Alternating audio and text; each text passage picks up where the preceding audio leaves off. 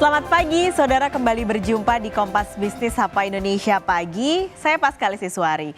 Saudara, dana IPO yang berhasil dikumpulkan hingga 1 Desember 2023 mencapai 53,92 triliun rupiah.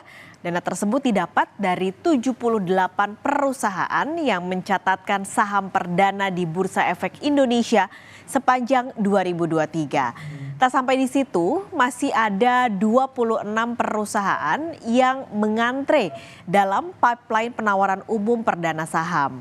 Dari 26 perusahaan, 15 perusahaan masuk dalam kategori aset skala menengah dengan nilai 50 miliar sampai 250 miliar rupiah. Lalu 10 perusahaan besar dengan aset di atas 250 miliar rupiah dan 1 perusahaan kecil dengan nilai di bawah 50 miliar rupiah. Sektornya pun beragam, ada dari sektor energi, kesehatan, teknologi, dan keuangan.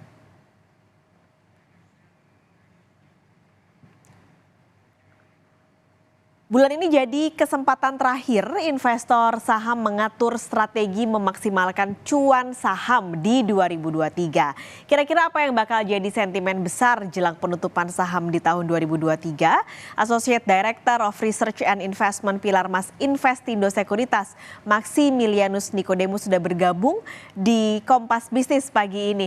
Pak Niko, ini kan biasanya, apa kabar Pak? Kita udah lama nggak ketemu. Saya langsung buru-buru nanya. Nah ini tapi karena kan kita tinggal mungkin sisa 3 pekan lah ya Pak Niko untuk bermain begitu di saham. Biasanya Pak kalau di akhir tahun ini suka ada window dressing. Akankah terjadi di tahun ini?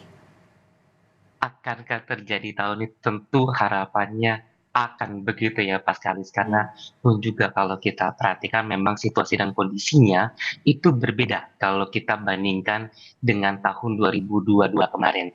Saat ini meskipun masih banyak katakanlah hal-hal yang belum pasti begitu ya Paskalis, cuman kami perhatikan memang lebih banyak sisi optimisnya Paskalis. Itu yang pun juga kita perhatikan bisa menjadi angin. Akankah ada? Kami perhatikan kemungkinan besarnya ada. Nah, itu pun juga kalau kita perhatikan bahwa memang apa kita melihat gitu ya, kinerja buat emiten 2000 juga sangat baik begitu ya Paskalis, dan ini menjadi salah satu harapan 2023 ini menjadi salah satu bekal bisa menutup dengan yang manis begitu Paskalis. Oke. Mudah-mudahan karena di tahun 2022 sebenarnya tidak terjadi window dressing. Jadi pasti harapannya di Ya, tahun ini bisa terjadi. Selain betul. window dressing, biasanya nih Pak Niko ada juga Santa Claus Rally. Nah ini ada hadiah dari Sinterklas untuk para investor saham. Kira-kira akankah bagaimana potensinya untuk akhir tahun 2023? Sejauh ini kalau kita perhatikan itu tidak ada Paskalis, kenapa? Karena kita bilang kan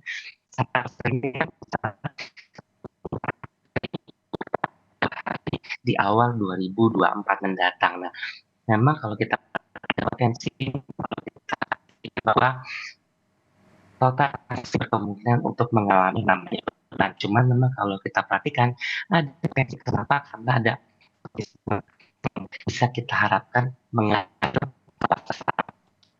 satu misal kata hubungan.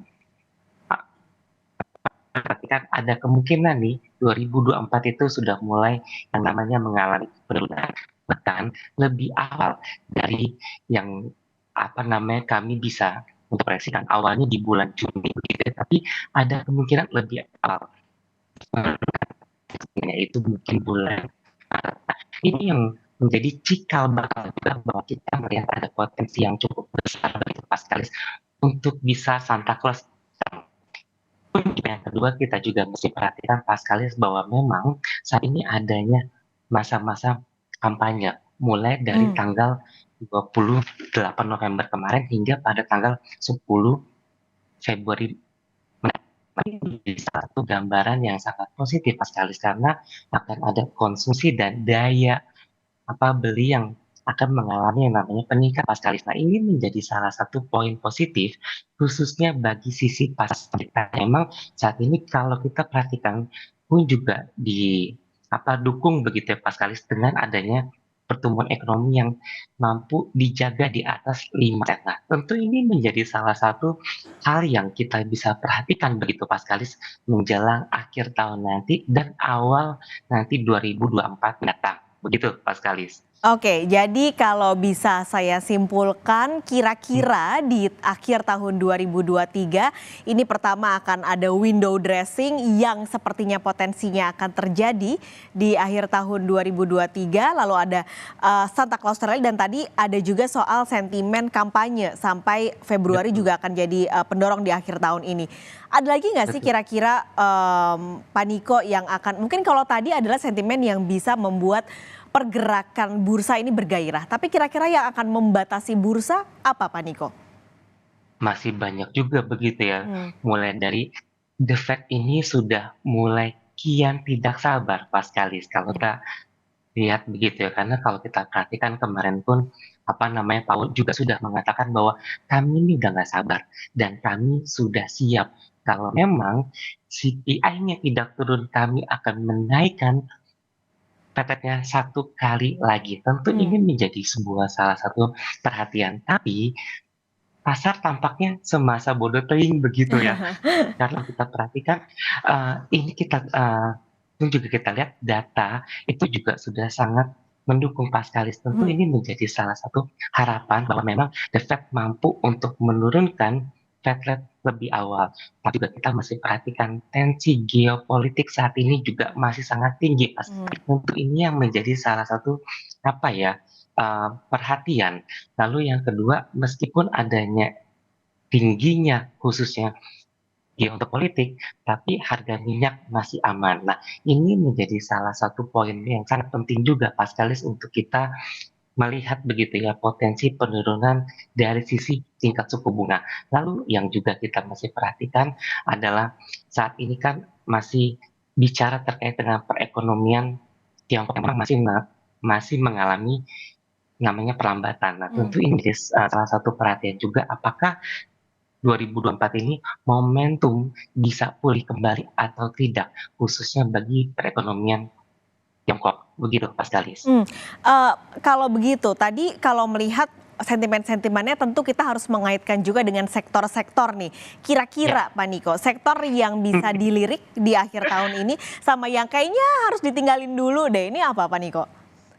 kalau kita perhatikan ya, memang masih dari sisi banking tampaknya Paskalis itu masih Oke. menjadi primadona setiap Hmm. tahun, ya katakanlah saham-saham seperti kayak BBNI, BBRI, BMRI, BBCA, ini masih menjadi salah satu pilihan utama begitu ya Paskalis. Kenapa? Karena kalau kita bicara fundamentalnya yang menarik begitu ya, dan serta punya potensi valuasi yang akan datang, ini masih menjadi salah satu perhatian. Apalagi kalau kita perhatikan saham-saham banking dalam kurun waktu 2 sampai 1 minggu terakhir begitu ya, Hmm. harganya tampaknya mulai mengalami namanya kenaikan.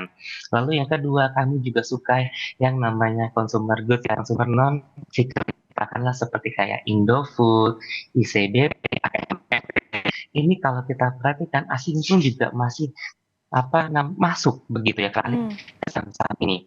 Lalu yang ketiga kami juga di tengah situasi dan kondisi yang ada memang kalau kita bicara yang namanya hanya gitu ya Paskalis bahwa memang sektor telkom gitu ya, telekomunikasi, ISAT, XL ini menjadi salah satu perhatian karena kan dulu ketika kita bicara yang namanya sampah itu ya, dari tahun 2004 sampai dengan 2019 media ini selalu mengalami dampak yang positif. Tapi saat ini kita bicara lagi tentang sosial media yang ini juga menjadi salah satu perhatian bahwa data akan mengalami itu yang ketiga. Yang keempat, kami tetap suka dengan infrastruktur yang di mana memang kalau kita bicara udah mau habis masanya begitu ya periode, makanya serapan anggaran akan dimasukkan begitu ya, Kalis. Tentu ini menjadi salah satu perhatian juga bahwa sektor-sektor ini yang kemungkinan akan memegang kendali pada tahun 2023 akhir nanti dan kemungkinan berlanjut setidaknya pada kuartal 1 di 2024 mendatang. Begitu, Mas Kalis. Oke, jadi ini masih panjang sepertinya sampai kuartal 1 atau awal di 2024 ada telekomunikasi, infrastruktur, consumer goods dan juga perbankan bisa mulai dipertimbangkan oleh para investor. Pak Niko, terima kasih sudah Terima kasih berbincang banyak pagi ini Mas di Kalis. Kompas Thank Bisnis. you. Sampai ketemu lagi, sehat selalu Pak Niko. Ya.